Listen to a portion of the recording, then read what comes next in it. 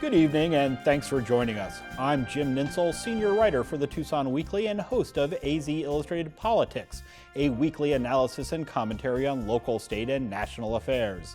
Tonight, we'll talk about the fight over gun violence and the push to create background checks at local gun shows. We'll also ask our guests if immigration reform is on the horizon and discuss whether Governor Jan Brewer can get her plan to expand Medicaid for low-income Arizonans through the state legislature. But first, we go to the AZPM newsroom. I'm Christopher Conover with tonight's news headlines. Federal Judge David Campbell is telling the U.S. Health and Human Services Administration to rethink the way it authorized Arizona to charge some Medicaid or Access recipients co-payments for their health care. The co-pays in question apply to Access patients who are childless adults. In the 33-page ruling, Judge Campbell questioned the way HHS decided to let Arizona charge those co-pays. He told the federal government to reevaluate the plan and submit a report to the court within 2 months. In the meantime, the co-payments are still in effect. The number of apprehensions along the border is dropping, according to Customs and Border Protection. The latest numbers released by the federal government shows that apprehensions dropped to almost 130,000 last year, the lowest level in 19 years, and 82% lower when compared to the year 2000. More than 5,000 Border Patrol agents were assigned to Arizona last year, and more than 20 million people passed through the 6 ports of entry in Arizona. And the city of Tucson is asking for public input on future use of the Ronstadt Transit Center downtown. The city wants to make the downtown bus station into what they're calling a mixed-use area, but city officials want the public to participate. The city wants to add business and housing as well as other amenities to the Ronstadt Center. Area businesses and bus riders have already started sending in comments. And that's a look at tonight's top headlines. Before we return to Jim Nitzel and his guests in the AZ Illustrated studio, here's a preview of the NewsHour.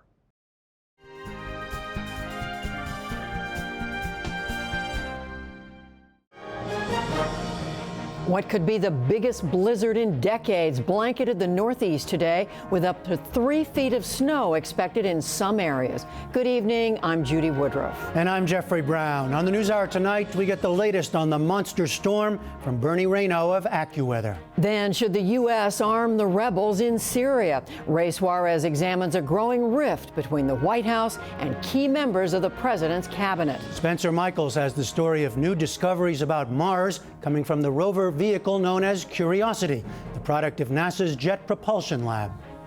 It may sound familiar, but what scientists here at JPL are actually looking for are signs of life, past and present, on the red planet. Mark Shields and David Brooks analyze the week's news. And we close with a conversation with Pulitzer Prize-winning humorist Dave Barry about Miami, the insane city that's the focus of his new novel. The people are weird. People come from everywhere. Weird people are attracted to Miami. The wildlife is weird. The weather is weird. It's just this festering stew of weirdness. That's all ahead on tonight's NewsHour. Tonight on Arizona Week. Educational reform is upon us in Arizona, and the main vehicle for it is the Common Core curriculum. I want to emphasize that this is such a significant shift and focus in our education system that we all need to understand that this is an immediate project, but it's also a 5-year project and it's a 10-year project. Tonight, we explain Common Core and how it is affecting the state's 1 million plus students, their teachers, and all of us. That's coming up tonight on Arizona Week.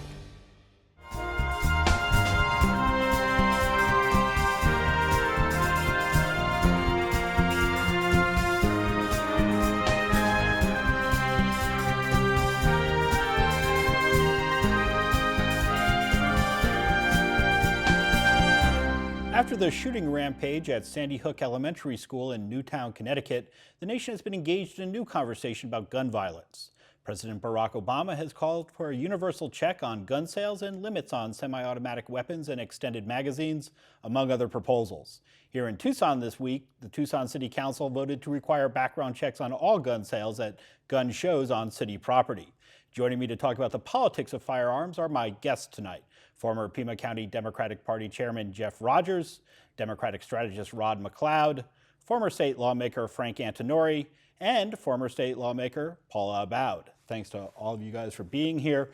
Rod, you were actually in Washington, D.C. last week when Gabby Giffords and Mark Kelly delivered their testimony in front of the Senate. What's your sense of the temperature in Washington right now in terms of actually passing some legislation on gun regulation? I think there's a really healthy debate going on. I think that senators and members of the House are looking to do something.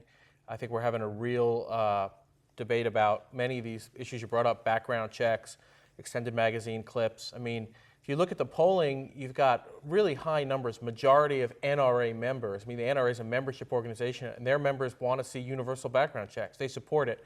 The NRA leadership has said they don't support it, though they did support it in the past.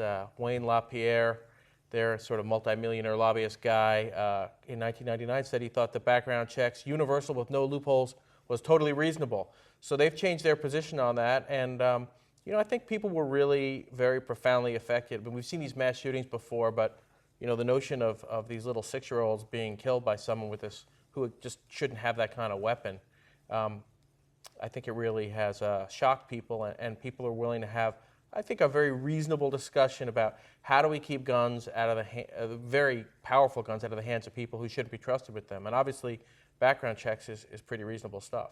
And I should ask, how is Gabby Giffords doing? She's doing great. She's back here in Tucson. She loves living in the desert. She is glad to get home after spending time in rehab in Houston. And I think every time I see her, she's got more to say, and she's same spirit and energy, and it was great to spend time working with her.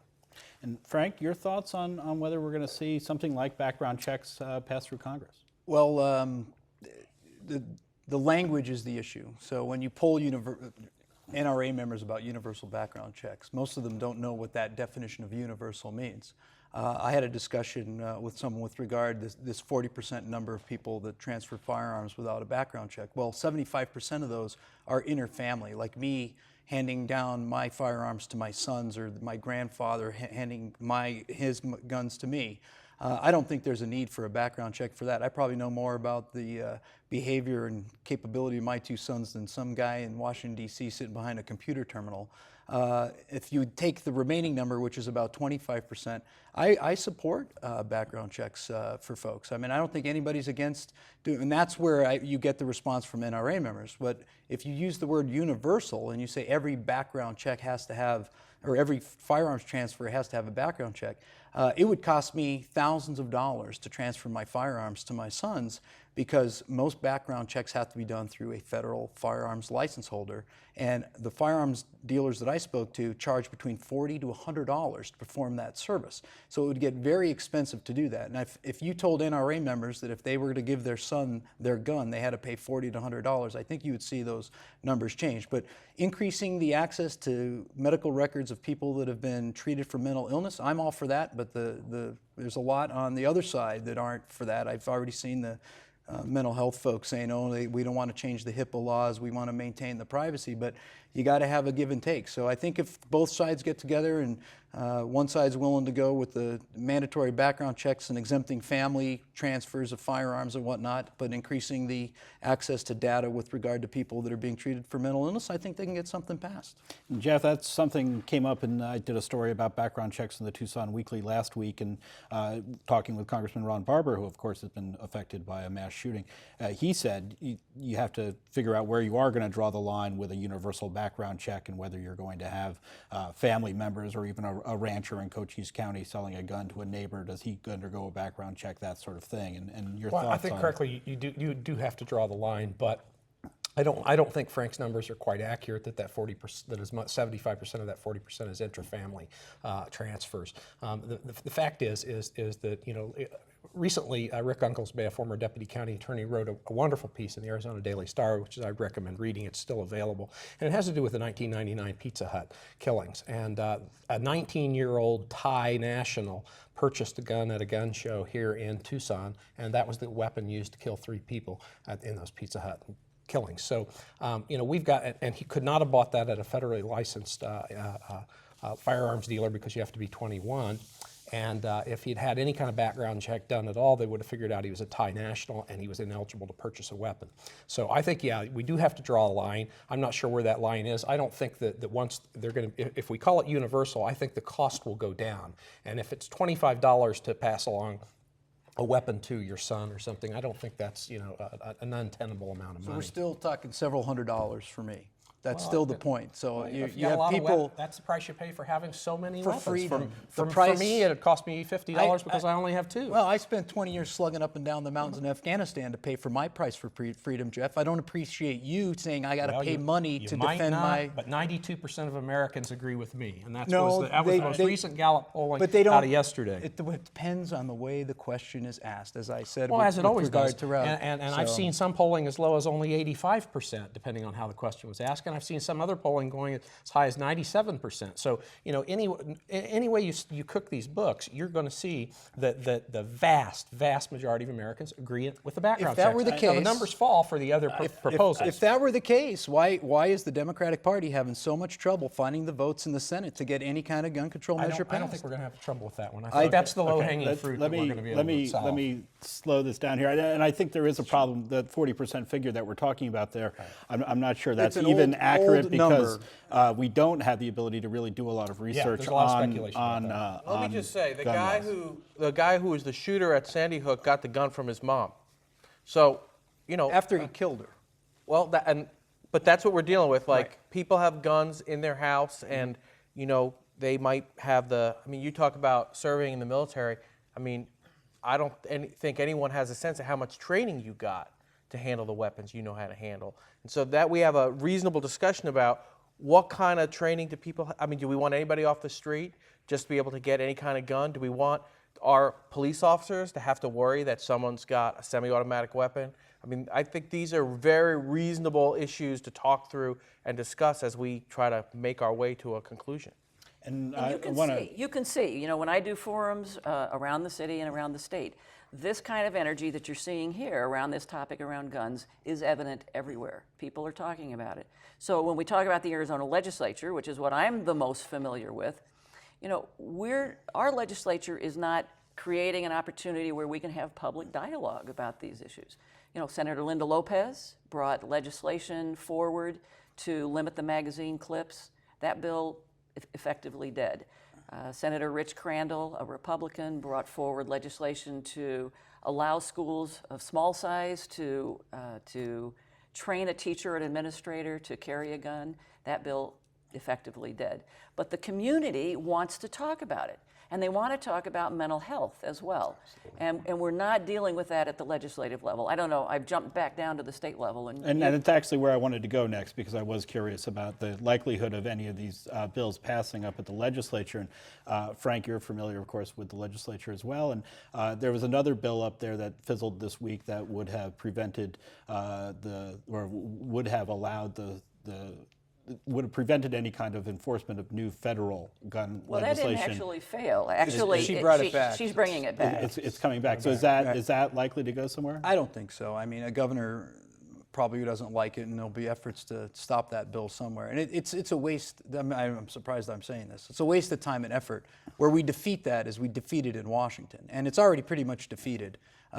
Harry Reid has come out, and he saw it last week. He was on TV. He said he doesn't have the votes. He himself won't vote for an assault weapon ban or even a magazine capacity limit.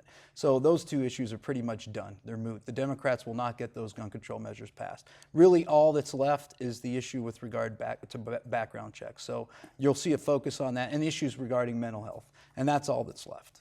And on the subject of the background checks, the Tucson City Council this week voted to say that any gun sales on city-owned property would have to undergo a background check. Jeff, and are they on firm legal ground when they do that? I think they're in pretty good shape the way they did it. It was really pretty artful at the way they did it. Instead of passing an ordinance saying that there had to be background checks on city-owned properties or anything like that, which might have been subject to a legislative attack, instead what they did was they just had a policy about their buildings when and not an ordinance or law, just a a policy that's informal that they won't allow gun shows unless they agree to it in the lease of the property. So I think they're in pretty firm legal ground with that. If they'd gone further with an ordinance, I don't think it would have passed muster, and I think they'd be in trouble. So some of the conversation, Jim and Jeff, is that the gun show won't want to come to Tucson because of that. What's that? Well, I'll go to a private property. I spoke with Lori McMahon, who organizes the shows, and she said she didn't believe that she would mount a legal challenge against that. Too expensive, and she's not going to have backing from the NRA on that. But she did say she'd move to a private place. She's going to put it in the county, or she'll put it in a private place.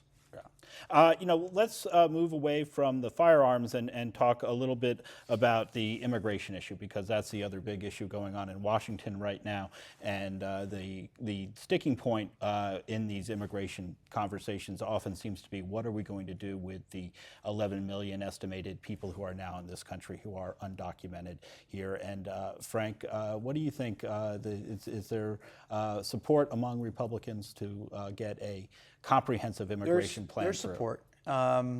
We saw a bipartisan effort come out of the Senate, and then the president immediately started throwing torpedoes at it. And if there was any hope to get any kind of bipartisan immigration reform, it's that starting point that the Gang of Eight sort of put out. There is no appetite for granting amnesty and just saying, oh, get in front of the line and get your citizenship, and the heck with everybody else that's got to do it the old-fashioned way. That isn't going to fly.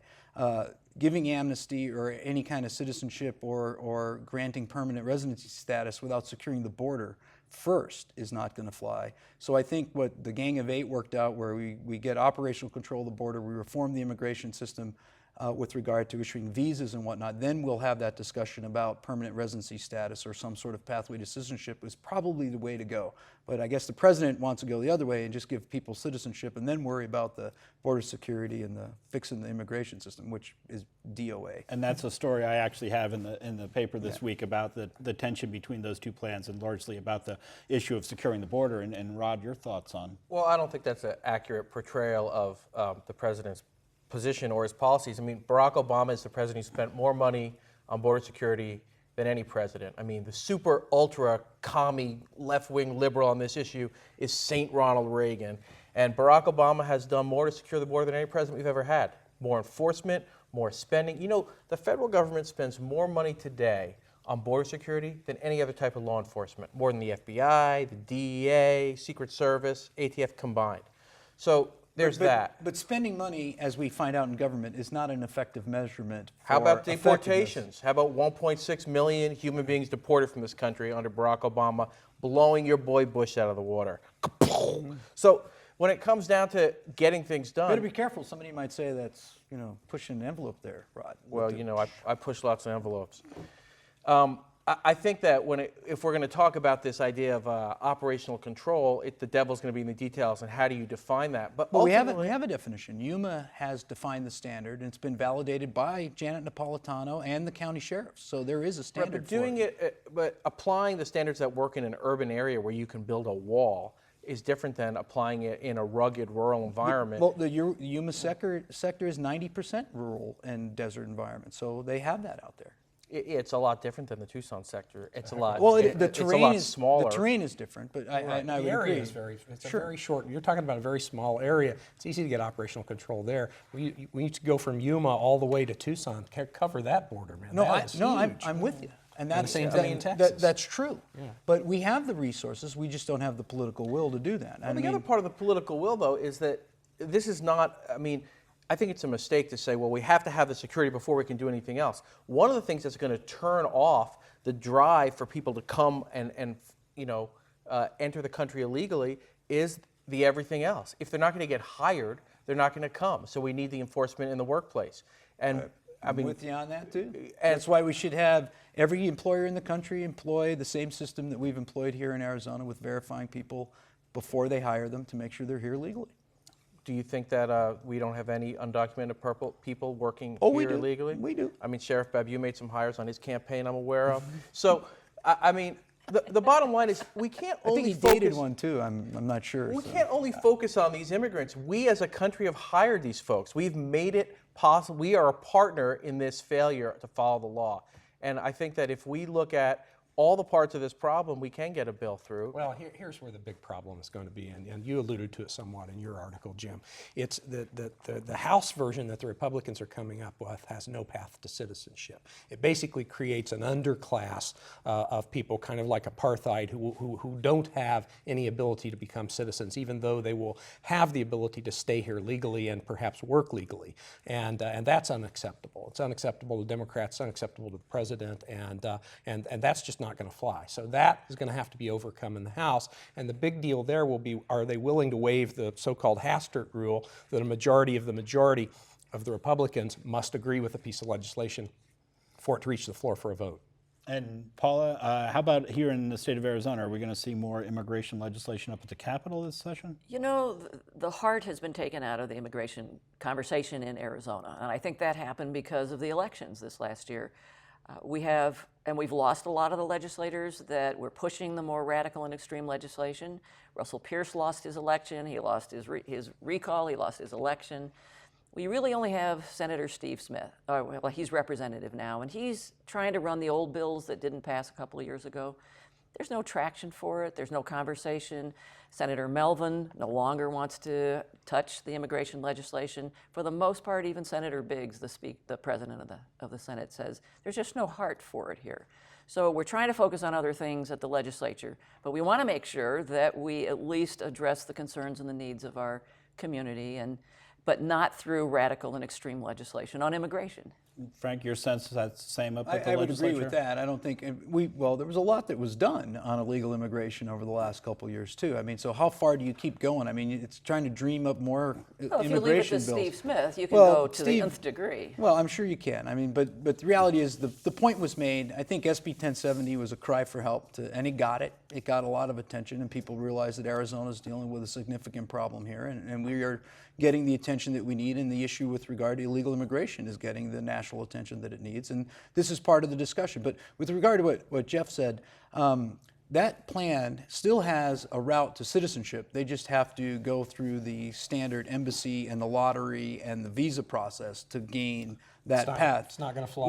Which is what most people that legally come here do. Well, it's not going to fly. You got 11 So million people. following the law, you're not going to move 11 million people through that kind of a system. Well, we're going to have to do the kind of system that Ronald Reagan approved of some 20 years ago that it worked just fine then. It's going to work fine now. Until they started raiding onion farmers in Georgia, and INS stopped because a certain congressman didn't like the fact that they were enforcing the law. And then again, the law wasn't enforced. We saw a huge influx of now 11, 12 million people. So granting amnesty is not an answer. It is a problem. It's not amnesty to make them pass a background check, to make them pay some fines and fees, to make sure that they're not criminals, and that they've been here long enough that they really have become Americans in all senses except the technicality. The Border Patrol has now reported the border crossings are increasing, and they've said that because the people coming across are now hearing that we're going to have another amnesty. So actually, net migration is probably reversed. It did for a while, but it's coming back still now. Reversed. It's either reversed or even. One other big topic I want to get to today, and that is the whole question of access.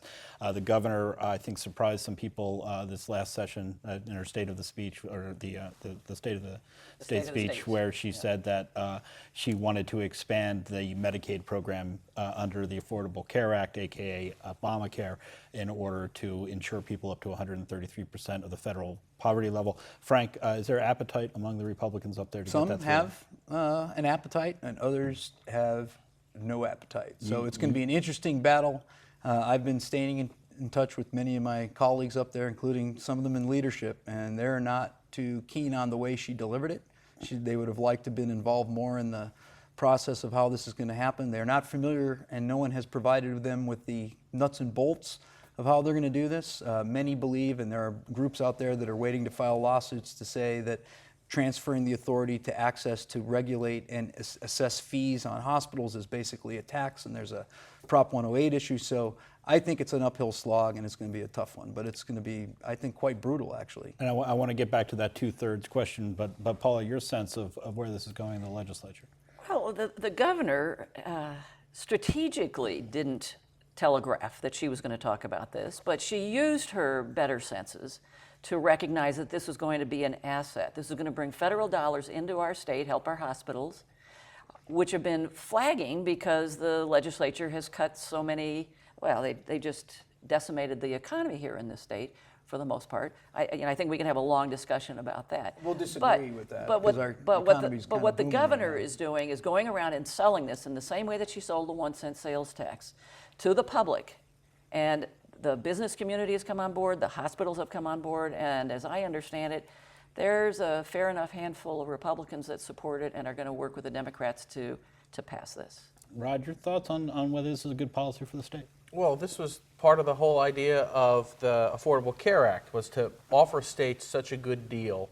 I mean, you've got a bunch of people here who are poor, but who are working, and they can't afford health care for their kids. Their job doesn't give them health care, and it's not, I mean, economic success is based on having a productive, healthy workforce. We want to make it so that everybody is healthy enough to work and be productive, and we can have a strong economy. So people who are really poor, who already can get Medicaid, were taken care of. People who have jobs who give them health care were taken care of, but you had this enormous group of people in the middle. So I think it makes a ton of sense to try to get everybody into the system covered. Arizona, obviously known for having an innovative system that controls costs, one of the most economical systems for Medicaid in the country, and I think the governor made a really smart play. I can't speak to But on top of it, too, we're talking about the hospitals, and we've got a healthcare industry that we really need to support. We've got rural hospitals, some in your district that we were going to lose. Uncompensated care is killing them. But this isn't going to help. A lot of the rural hospitals are finding out because they don't have the Medicaid population that the urban hospitals have, and they're not going to benefit as much from this because they're not going to see the patient volume. But I've spoken to the hospitals in your district, and they do have that. Well, there are some that don't, and there is a way, and Wilcox. the legislature and the governor has a way to do, as we know, the disproportionate share to offset that ratio, and we don't have to go to a universal health care system to do it. But that disproportionate share money is going away under the Affordable Care Act. Right. It is. So, well, I agree with you. The thing is, the IRS came out and said it's going to cost $20,000 for a family of 4. We could have given everybody a voucher for $8,000 to go out and buy their own health insurance. We have not infringed on anybody else's rights. We could have given everybody insurance 2-3-fold with the cost. We've hired 16,000 IRS agents. We're charging businesses an inordinate amount of money now to regulate their workforce. Fine them $2,000. I mean, none of that was necessary, and the amount of money we're spending is ridiculous. We could have insured everybody just with the money we've spent already 2 or 3 times. But let me just say that 2 Republican governors already, Michigan and Ohio, have already. It's actually 5 now. And there are probably more, but those are the most recent ones. Because they got to have the juice. Because it's Arizona money going to the feds, and this is our way to get it back and help and boost our economy. Yeah, absolutely. And the 2/3 question, Jeff. It's like a crack dealer getting somebody hooked first and then I think it's going to be tough to get 2/3. The Democrats are going to all be on board, so you're going to have at least half the Republicans, and they're going to have to waive their own so-called Hastert rule of a majority. The majority doesn't get to the floor because we're going to need the 2/3 because it's a tax. I mean, if it walks like a duck, talks like a duck, it's a duck, and it's a tax. All right, and we are going to have to leave the conversation right there. Thank you guys for being here, and we will be right back with some closing thoughts.